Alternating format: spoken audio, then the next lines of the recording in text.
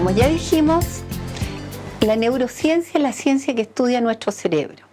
Entonces, el cerebro tiene células, estas células se llaman neuronas. Las neuronas tienen unas patitas que se llaman dendritas, se conectan unas con otras en sinapsis. Por eso que el aprendizaje consiste en hacer esta conexión de las sinapsis y que además queden pegaditas, y cuando se pegan con una sustancia que se llama mielina, y se produce la mielina cuando uno duerme. Nuestro cerebro tiene la cantidad de 100 billones de neuronas, todas distintas. Ahora va a ser importante entender cómo nosotros tenemos que cuidar este cerebro. Y el que enseña en el siglo XXI, se dice que el que enseña a otros, el que forma a otros, pasa a ser un sinaptólogo. Lo voy a poner aquí porque es muy importante. Es un sinaptólogo.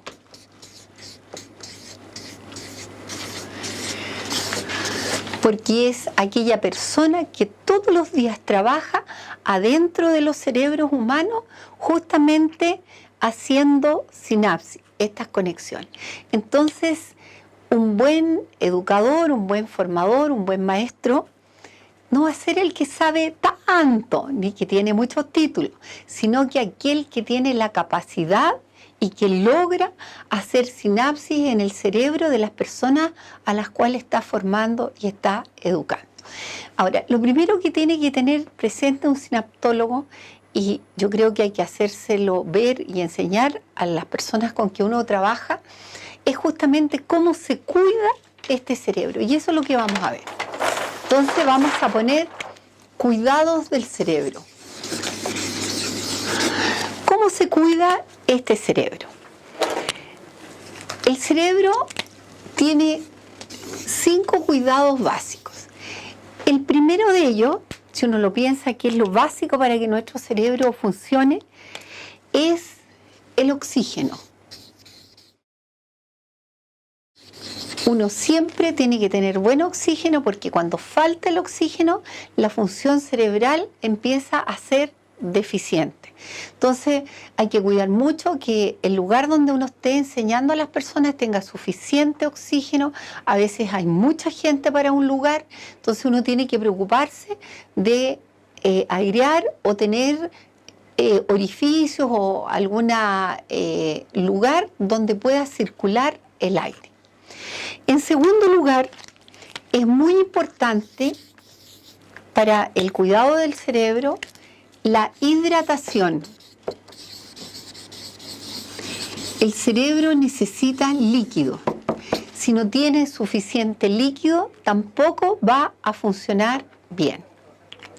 Entonces, también hay que tener cuidado que la persona siempre tenga algo que tomar, agüita, jugo, té, lo que quiera, pero tiene que estar permanentemente hidratado. En tercer lugar está la nutrición. ¿Qué entendemos por nutrición?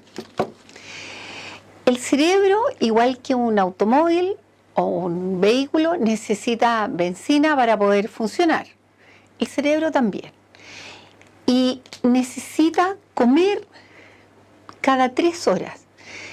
A lo más uno tiene que dejar pasar un lapso de 3 horas sin comer.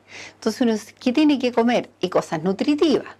Ahora yo les pregunto a ustedes y me van a decir, ¿cuál es la comida más importante del día? Ustedes lo piensan y todos seguramente me van a decir que la comida más importante del día es el desayuno. Entonces yo los invito aquí, desayuno, a reflexionar. El cerebro pasa muchas horas sin comer, está durmiendo. Entonces lo primero que necesita es alimento, algo nutritivo. Cuando son niños fundamentalmente, la mamá dice muchas veces, ¿sabes qué? Este niño no quiere tomar desayuno. La mamá tiene la obligación de hacerlo tomar desayuno. Entonces, ¿qué significa? Y lo primero que tiene que hacer al despertar es tomarse su leche o su desayuno, después bañarlo, vestirlo, todo eso, porque lo más importante es alimentarse. Y además, como yo les decía, comer cada 3 horas. Y estamos hablando de algo nutritivo. Se recomienda mucho el tema de la fruta. ¿Por qué? Porque la fruta es glucosa fresca.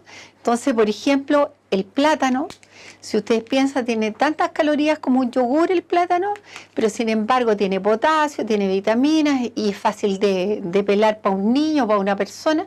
Entonces, siempre comer fruta. Y ahora vienen los otros 2 requisitos, porque son 5, relacionados con el sueño, el dormir. Entonces, el número 4 son las horas de sueño. ¿Cuántas horas debo dormir? Horas de sueño, horas que debo dormir. Y en quinto lugar, lo voy a mencionar, ya lo voy a explicar. En quinto lugar está la calidad del sueño, que es distinto a la cantidad. Entonces, en las horas de sueño hay que diferenciar los niños de los adultos. Entonces dijimos que uno es niño. Voy a ver el punto 4, que tiene que ver con las horas de sueño. Entonces, en estas horas, el adulto debe cumplir lo que se llama 3 por 8, 24. El día, estas son horas, el día debe dividirse en 8, 8 y 8. ¿Qué significa esto? 8 horas para trabajar,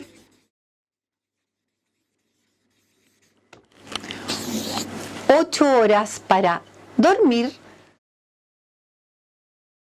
y 8 horas para disfrutar. Si yo cumplo el 3 por 8, 24, voy a tener un cerebro sano, buenos niveles de aprendizaje y voy a funcionar súper bien y sobre todo voy a evitar el estrés que me puede causar daño. ¿Qué pasa ahora con los niños? Voy a poner en otro color los niños ahí para que se note bien. Los niños. Los niños, dijimos que los niños son niños hasta 21 años. Voy a poner aquí, hasta 21 años. Entonces, hasta los 21 años, ¿por qué? Porque los huesos de la cabeza son más delgados, porque la sinapsis es distinta y la capacidad de aprendizaje y todo es distinto. Entonces los niños tienen que dormir 10 a 12 horas. Entonces, si el niño duerme menos de 10 a 12 horas, empieza a presentar el cerebro fallas. ¿Cuáles son estas fallas? Sobre todo le cuesta concentrarse. Y nosotros igual, si dormimos menos de 8 horas, nos falla la concentración, la memoria, los niveles de aprendizaje. Y uno dice, qué extraño, se ve mucho en el mundo adulto, la gente de repente siente como que está mareado, siente la cabeza que la tiene así como grande o que tiene zumbido en los oídos. Eso es producto que ha dormido menos de las 8 horas de sueño y lo mismo está ocurriendo con los niños. El gran mal que estamos sufriendo es justamente el insomnio. Ya se está viendo que hay problemas de insomnio. Vamos ahora a la calidad de sueño. Rápidamente vamos a ver el punto 5, calidad de sueño. ¿Qué significa esto? En calidad de sueño, la neurociencia recomienda lo siguiente. Una hora antes de dormir, hay que salir de los píxeles, es decir, de todo lo que es el mundo virtual. Una hora antes. Entonces uno dice, ¿pero por qué? ¿Qué pasa con esto?